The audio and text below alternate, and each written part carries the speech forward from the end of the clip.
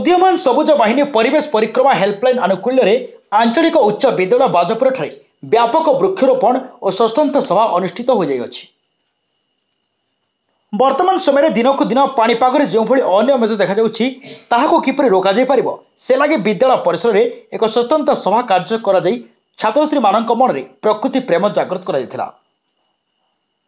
विद्यालय प्रधान शिक्षक चक्रधर नायकों सभापतित्व आयोजित सभारे अतिथि भाव में परिवेश प्रेमी प्राक्तन प्रधान शिक्षक प्रमोद कुमार दास प्रकृति बंधु अनिल कुमार दास जोगदी छात्रछात्री मानक आह्वान दे कही परिवेश सुधार आनिबारे छात्रछात्री मानक भूमिका अग्रगण्य।